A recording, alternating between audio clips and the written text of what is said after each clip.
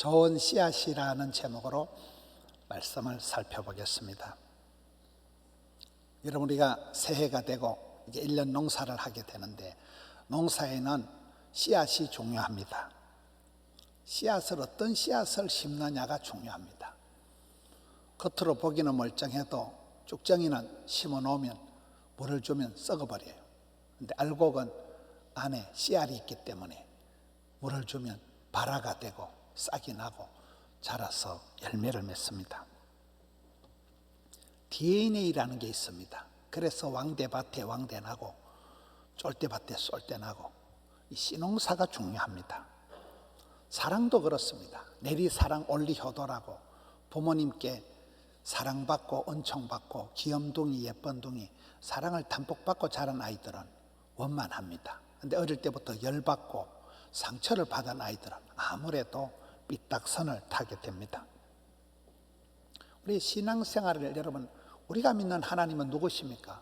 좋으신 하나님, 우리의 기도를 응답해 주시는 참 좋으신 하나님을 만나고 하나님을 믿는 사람은 반드시 좋은 사람이 됩니다. 절대 긍정이, 절대 믿음이, 절대 기도를 통해서 기적이 만들어지는 것입니다. 우리가 병이 걸려도 불치병은 없다, 난치병이 있을 따름이다, 이렇게 얘기하는 것입니다. 아무리 배가 고파도 씨감자는 먹으면 안 돼요. 씨감자는 겨울철에 잘 보관을 했다가 봄철에 심어야 농사가 되는 것입니다.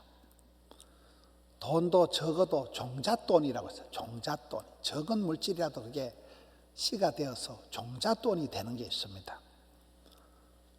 여러분, 물도 마중물이라고 있어요. 시골에 가보면 펌프를 할 때 그 펌프에 한 바가지만 마중물을 넣어서 딸꾹 펌프질을 하면 그 깊은 우물에 많은 물들을 퍼올리는 역할을 마중물 한 바가지가 충분히 하는 것입니다. 내가 주님의 제자인가? 나는 주님의 사랑받는 사람인가? 나는 성도인가? 레알 크리스찬? 내가 주님을 믿으면, 주님을 모시고 살아가면 이게 알곡이라는 거예요. 다르다는 거예요. 여러분, 생명의 빛으로 오신 주님을 모시고 살아가면 빛이 나게 돼 있다는 거예요. 우리는 세상의 소금으로 살아가면 어디 갖다 놔도 맛을 내게 돼 있다는 거예요. 가시밭의 백합화는 아무리 가시가 찔려도 향기가 진동을 하게 돼 있는 것입니다. 제자라는 것은, 변화된 제자는 다른 말로 하면 다른 사람들에게 영향력을 미치는, 선한 영향력을 미치는 사람이 바로 제자입니다. 우리가 결혼을 할 때도 썬데이 크리스찬하고 결혼하지 말고 리얼 크리스찬, 거듭난 사람, 중생한 사람, 예수 믿는 사람과 결혼을 하라, 그런 말이 있습니다. 내 신앙생활이 빈 껍데기가 있는 쭉정이 신앙인가? 내가 알곡 성도인가? 이게 오늘의 주제입니다. 내가 이름뿐인 허수아비 신앙인인가? 살아 펄떡거리는 물고기 같은 그런 살아있는 그런 성도인가? 여러분, 좋은 씨앗은 좋은 땅에 뿌리면 반드시 싹이 나고 잎이 자라서 꽃이 피고 열매를 맺습니다. 근데 오늘 성경에 보면 사람들이 잘 때에 원수가 와서 곡식 가운데 가라지를 덧뿌리고 간다는 거예요. 여러분, 농사 짓는 사람들 얘기를 들어보면 곡식은 심어도 잘은 자라고 잡초는 안 심어도 나고 안 심어도 잘 자라요. 잡초 근성이라고 있습니다. 잡초는 아주 뿌리가 강합니다. 잡초는 알곡의 에너지까지 다 뺏어먹고, 곡식은 비료를 주어도 잘 안 자라지만은 잡초는 가만두어도 잘 자라고 곡식을 이겨먹습니다. 소위 가리지날이 오리지널을 이겨요. 현실 세상에서 악한 사람들은 수단과 방법을 다하기 때문에 의인을 이기는 것 같습니다. 가짜가 진짜보다 훨씬 더 보암직하고 먹음직하고 탐스러운 법입니다. 그래서 타락한 천사를 광명한 천사다, 마귀를 광명한 천사, 아주 때깔나지 멋있지만은 그거는 타락한 천사요, 광명한 천사, 마귀를 말하는 것입니다. 우리가 이 한 해를 시작하는 신년 벽두에 농사를 어떻게 짓느냐 할 때 헛농사를 지으면 안 된다는 거예요. 이 세대를 본받지 말고 마음을 새롭게 함으로 변화를 받아서 분별을 해야 돼요. 분별. 영분별을, 사람 분별을, 씨앗을 이게 쭉정이냐 알곡인지 분별을 해야 된다는 것입니다. 그래서 농사도 배워야 됩니다. 농사는 하나님과 동업이다 이러잖아요. 사람이 애쓰고 노력하는 진인사 대천명이 있지만은 하나님께서 이른 비로 늦은 비로 은혜를 베풀어 주실 때 농사가 가능한 것이듯이 가나안 농건학교 김용기 장로님은 보면 딱 농사를 3등분 합니다. 산꼭대기에서는 가장 하늘과 가까운 산꼭대기는 기도굴을 만들어서 나라와 민족을 위해서 구국기도 재단을 쌓아서 조국이에 안심하라 구국기도를 하고, 산 중턱에는 배워서 남주자, 벌어서 섬기자, 알도록 배우자, 육군 사관학교, 해군 사관학교, 공군 사관학교에 그런 장교를 길러내듯이 농사도 배워야 된다. 가나안 농군 학교를 만들고, 그리고 밑에는 농장을 만들어가지고 일하기 싫거든 먹지도 말라. 삼위일체 그렇게 해서 대한민국의 정신을 개척하고 새마을운동을 벌떡 일으킨 분이 가나안 농군학교 김용기 장로님이십니다. 열매는 쭉정이와 알곡이가 있습니다. 자랄 때는 똑같지만 추수 때의 이 가라지와 곡식의 운명이 달라진다는 거예요. 추수 때 결판이 난다는 거예요. 오늘 성경에 보면 가라지를 뽑아버릴까요? 가만두라는 거예요. 가라지, 그 뿌리 깊은 가라지를 뽑다가 알곡이 다칠 우리가 있으니까 주님의 관심은 가라지가 관심이 있는 게 알곡이 관심이 있기 때문에 가만두라. 추수 때가 되면 그때 추수꾼이 먼저 가라지를 거두어서 불 사르고 곡식을 모아서 곡간에 넣는다는 거예요. 이 추수 때의 가라지와 쭉정이, 가라지와 알곡이 운명이 달라지는데, 여러분 시편 1편에도 보면 복 있는 사람은 뿌리 깊은 나무가 되어서 시내 가에 심겨온 나무와 같이 수맥에 뿌리가 닿아 있기 때문에 그 뿌리 깊은 나무는 이파리가 마르지 않고 사시사철 푸르고 청청한 상록의 복을 받습니다. 늘 푸르다는. 그래서 철 따라 열매를 맺고 하지만은 악인들은 그렇지 않으며 바람에 나는 겨와 같도다. 이런 시골에 농사를 짓고 풍로를 돌리든지 키질을 하든지 바람을 이리 불게 해서 그냥 쭉정이는 풀풀 날아가서 쭉정이를 수북하게 쌓아놓고 나중에 다 불을 질러서 태워버리는 것입니다. 쭉정이는 그렇게 날아간다는 거예요. 악인들은 심판을 견디지 못할 것이며 죄인들이 의인의 모임에 들지 못한다는 거예요. 농부는 알곡은 모아서 곡간에 들이지만은 쭉정이는 꺼지지 않는 불에 태워버린다는 거예요. 그때 알곡과 가라지, 이 쭉정이와 알곡이 운명이 구분이 된다는 것입니다. 마태복음 3장 12절에 보니까 손에 키를 들고 자기의 타작마당을 정하게 하사 알곡은 모아 곡간에 들이고 쭉정이는 꺼지지 않는 불에 태우시리라. 농부가 마지막 타작을 하고 난 뒤에 마당을 딱 정리정돈을 하는데, 그때 청소를 할 때 보면 키라고 이렇게 생긴 키에다가 타작을 한 걸 몽땅 넣고 까불 키질을 하면 쭉정이는 풀풀 날아가서 쌓이고 알곡만 안쪽에 모여서 그거는 곡간에 들이고 쭉정이는 불태워 버린다는 것입니다. 이 포도나무 비유에도 똑같은 말씀이 나옵니다. 마태복음 15장 2절에 보면 무릇 내게 붙어 있어 열매를 맺지 아니하는 가지는 아버지께서 그것을 제거해 버리시고 무릇 열매를 맺는 가지는 더 열매를 맺게 하려 그것을 깨끗하게 하시느니라. 포도나무 가지의 중요한 것은 포도나무 가지가 줄기에 껌딱지처럼 붙어 있어야 돼요. 접촉 불량이 되면 안 돼요. 너희가 나를 떠나서는 아무것도 할 수 없다. 착 붙어 있으면 밑에 뿌리에서 좋은 게 다 올라와서 저절로 열매가 됩니다. 그런데 붙어 있지 않거나 이게 열매 맺지 않는 가지는 주인이 가지를 깨끗하게 한다는 거예요. 청소를 한다는 거예요. 가지치기를 한다는 거예요. 병든 가지, 열매 맺지 못하는 가지, 가지끼리 부닥치는 가지 잘라버린다는 거예요. 열매 맺지 아니하는 가지는 제거를 해버린다. 열매 맺는 가지는 더 열매를 맺도록 깨끗하게 한다는 거예요. 여러분 시골에 가수원에 가보면 온 여름 가을 동안 무성하게 자란 나무가지가 있는데 미련 없이 싹둑싹둑 다 자릅니다. 전지 작업을 해서 가지치기를 해서 내년도에 아주 꿀다란 다마가 굵은 그런 실한 열매가 맺히게 되는 것이지. 나무가지를 가만히 두면 영 씨알이 형편없는 그런 열매가 맺히고 말기 때문에 하나님께서는 추수 때가 되면 청소를 한다는 거예요. 깨끗하게 한다는 거예요. 이런 코로나는 우리의 신앙을 구분합니다. 코로나는 이 사람이 진짜 배기 성도인지 짝퉁 신도인지 이 사람이 쭉정인지 알곡인지 코로나가 표가 나게 만드는 것입니다. 옛날 시골에서는 농한기인 겨울에 논둑에 불을 질러가지고 논둑에 여름철에 가을철에 씨를 낳아놓은 병충해를 다 태워버립니다. 그래서 자연 방충을 하는 것이죠.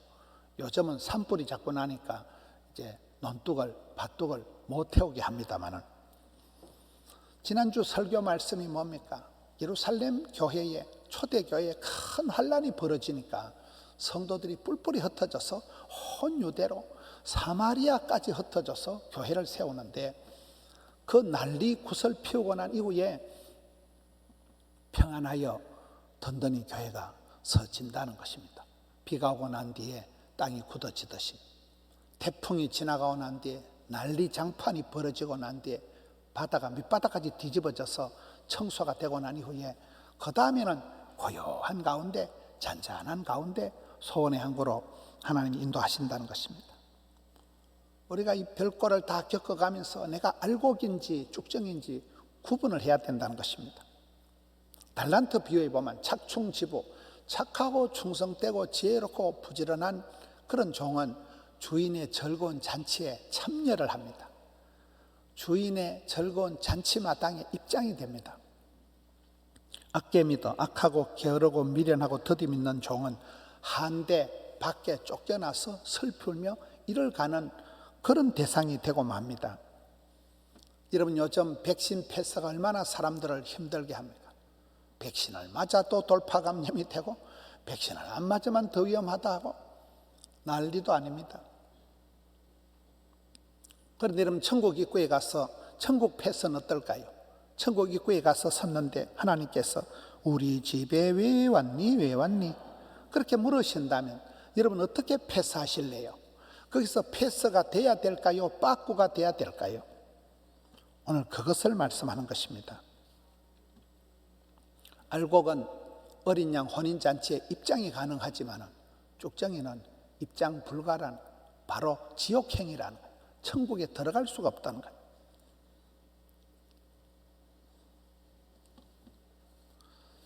여러분 우리가 알곡 성도가 돼야 됩니다. 1년 농사를 지을 때 헛농사를 짓지 말라는 거예요. 쭉정이한테 물 주고 비료 주고 해봐야 쭉정이는 썩어버립니다. 알곡은 반드시 싹이 납니다. 나는 과연 알곡 성도인가? 본질을 사수하고 기본에 철저하고 핵심을 붙잡고 그게 알곡 성도의 특징입니다. 비본질적인 것, 신변 잡기 같은 것에 별로 관심이 없습니다. 잠언 30장에 보면 아굴의 기도가 두 가지가 나옵니다. 하나님, 제가 죽기 전에 두 가지 소원이 있습니다. 첫째는 헛된 것과 거짓된 것은 내게서 멀리 멀리 해주세요. 두 번째는 나를 가난하게도 마옵시고 부하게도 마옵시고 필요한 양식을 주옵소서. 이 두 가지 기도를 하는데 이 아굴이 두려워하는 게 헛된 것, 거짓 뿌리를 멀리 하는 거예요. 여러분 거짓의 아비가 사탄입니다. 요즘 유튜브 세상이나 이런 데 가짜 뉴스가 얼마나 많은지 모릅니다. 한번 가짜 뉴스의 은혜를 받아버리면 영 사람이 이상해져 버립니다.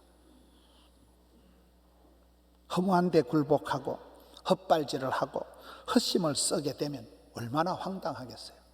헛농사를 하지 말라는 거예요. 쓸데없는 농사를 하지 말라는 거예요. 헛된 것, 거짓된 것은 내게서 멀리 해야 돼요. 찬송 중에 나 주님만을 섬기리 헛된 마음 버리고 성령이여 내 영혼 충만하게 하소서 그런 가사가 있습니다.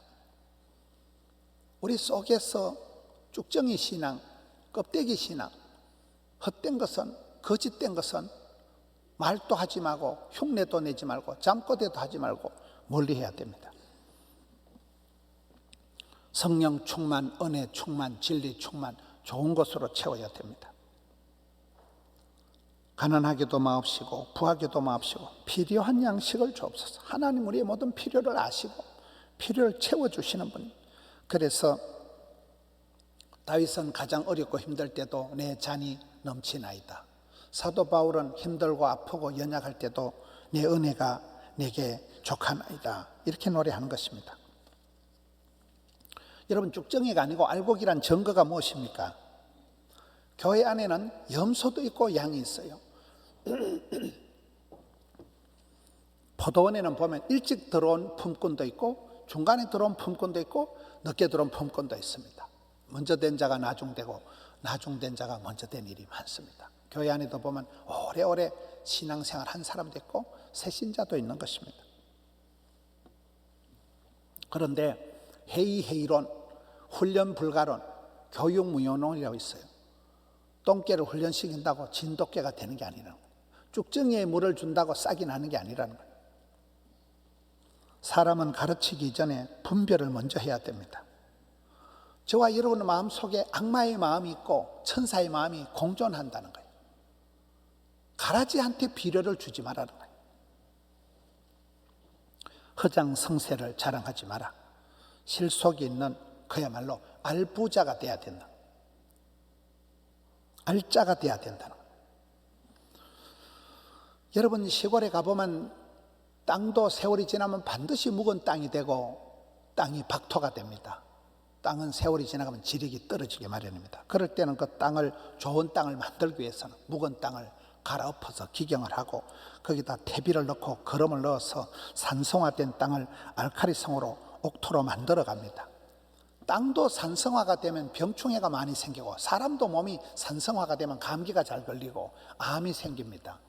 그래서 우리가 물을 마셔도 알칼리성 이온 음료를 마시잖아요. 우리 몸을 중화를 해야 되기 때문에 그렇습니다.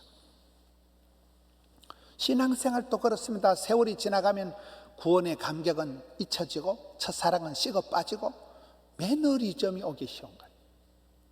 그럴 때 우리가 교회 들어오면 울고 말씀을 듣다가 울고 찬양을 부르다가 목이 메이고 신앙생활에 은혜 받은 증거는 눈물이가 침물이가 콧물이가 3종 세트가 쏟아지면 이제 은혜가 되는데 점점 우리의 영혼이 고갈되어가는, 점점 지쳐가는, 코로나에 지치고 복잡한 인간사에서 영혼이 너덜너덜할 만큼 메말라가고 그렇게 되기 쉽기 때문에 여러분, 박토를 옥토로 만드는 작업을 농부가 할 때 거름을 넣고 퇴비를 넣고 황토를 넣고 그렇게 작업을 하듯이 우리도 신앙적으로도 좋은 마음밭을 만드는 그런 작업을 해야 됩니다.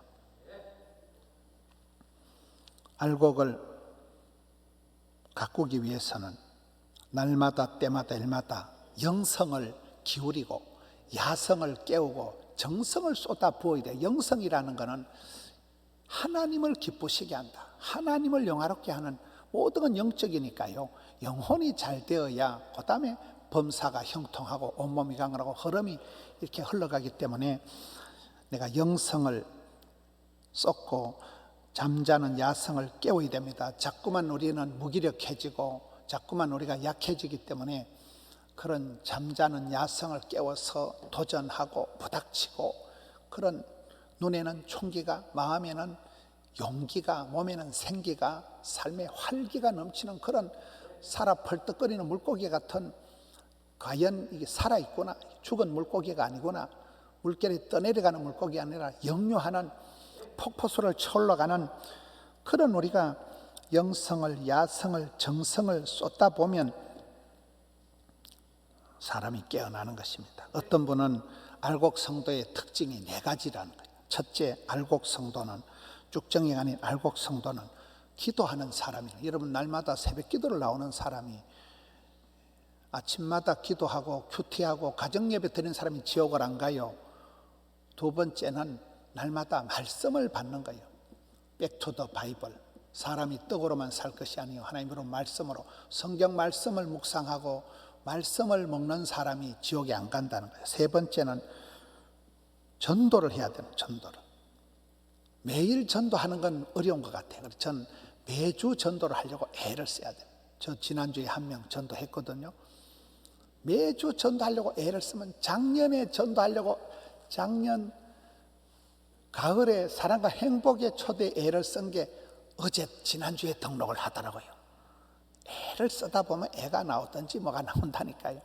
여러분 전도를 하려고 생명을 전하려고 애를 쓰고 네 번째는 감사를 해요. 매주 감사. 내 마음에 썸뿌리가 생기지 않도록 나도 모르게 원망, 핑계, 불평이 일어나지 않도록 항상 감사, 절대 감사, 평생 감사. 이 감사를 회복하면 그 사람은 지옥 안 간다는 거예요. 여러분 감사하는 사람이 찬송 부르는 사람이 전도하는 사람이 지옥 갈 리가 없다. 알곡 성도로서 나 자신을 그렇게 비료를 주고 가꿔야 된다는 거예요. 여러분 과연 내가 생명 대신 예수님을 모시고 계신 내 속에 나는 죽고 그리스도께서 살아계시는 내 속에 새 생명 대신 예수님이 계신과 나는 생명의 빛이신 주님을 모시고 살아가는 내가 빛을 발하는 사람인가? 어떤 어두운 데 던져놔도 빛을 발하는 그런 존재인가? 가시밭에 백합화는 아무리 가시가 찔려도 향기가 진동을 하듯이 내가 가시밭에 백합화인지 백합화밭에 가시인지 내가 양떼들 중에 있는 염소인지 염소 중에 있는 양인지 분별을 하라는 것입니다. 여러분 조화는 아무리 색을 이쁘게 입히고 아무리 멋지게 디자인을 해도 향이 없어요. 나비가 날아오질 않아요. 아무리 물을 줘도 자라질 않습니다. 그런 생화는 그 자체가 살아 꿈틀거리기 때문에 향기가 진동을 하고 살아서 성장 발육하는 것입니다. 내 신앙이 그렇습니다. 내가 참 포도나무 대신 예수님께 껌딱지처럼 착 붙어 있느냐? 그 붙어 있는 증거가 예배라는 거예요. 붙어 있는 증거가 나한테 있어야 됩니다. 에스겔 골짜기에 바싹 마른 뼈다귀에 생기가 불어오니까 하나님의 큰 군대를 이루었듯이 여러분 가정에 여러분 삶 속에 성령의 바람이 불어옵니까? 성령을 해방하는 죄는 절대 용서를 못 받기 때문에 성령을 해방하지 마라. 성령을 근심되게 하지 마라. 성령을 소멸치하지 마라. 성령님이 여러분 가정에 바람으로 생기의 바람으로 불어오느냐, 그게 알곡과 쭉정이가 표가 나는 것입니다. 날마다 때마다 말기 찬성으로 여러분 일상을 케어하셔야 됩니다. 말씀과 기도와 찬양과 섬김, 말씀을 생명의 양식을 먹는 사람은 다릅니다. 기도하는 사람은 쉬지 않고 기도해라. 시험에 들지 않게 깨어있어 기도하는 사람은 다릅니다. 감사함으로 찬송의 제사를 드리는 사람, 그리고 할 수만 있으면 내가 섬김의 자리로 나가. 바라는 배필이 되지 말고 내가 뭔가 도와주려고 하고 섬김의 자리로 나가면 하나님께서 그 사람은 알곡으로 들어 쓰기 때문에 여러분 농사는 하나님과 동업인데 올 한 해 동안 그런 헛농사 짓지 말라는 거예요. 가라지한테 비료를 주지 말라는 거예요. 쭉정이한테 물을 주지 말라는 거예요. 내 자신이 내가 과연 살아있는 성도인가? 내가 껍데기만 남아있는 빛 좋은 게살구와 같은 신앙인인가?